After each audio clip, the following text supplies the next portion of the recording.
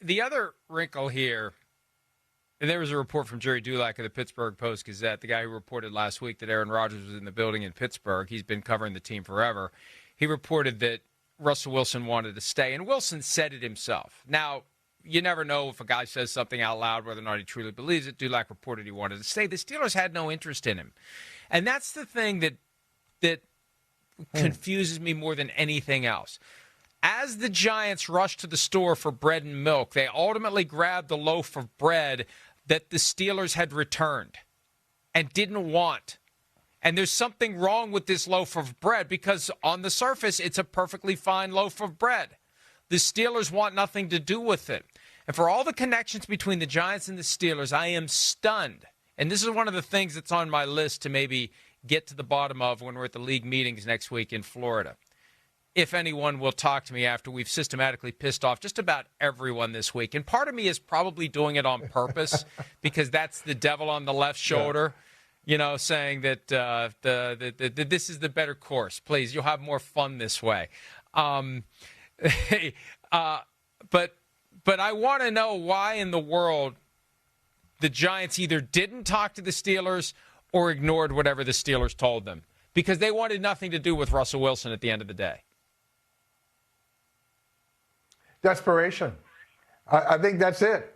If you talk to the Steelers, think about it, Mike. If you're the Giants and you talk to the Steelers and the Steelers say, okay, we're in different conferences, so I'm not saying this is we're not divisional opponents, so trust me when I tell you he's not what we thought he was, and he's probably 35% of what he used to be.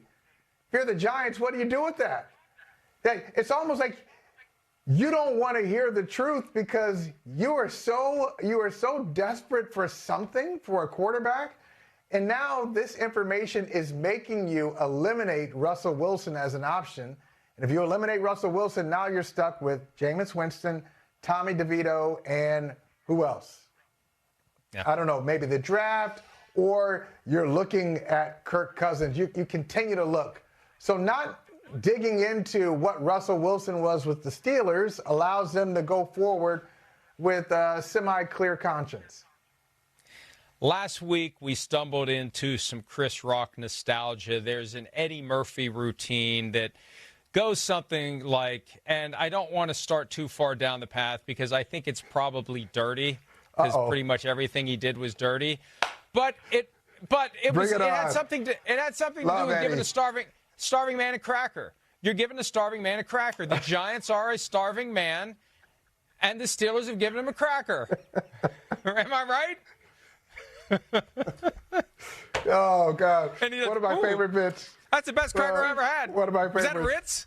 Was that a Ritz? This is a Ritz cracker? Oh, this is just an ordinary saltine.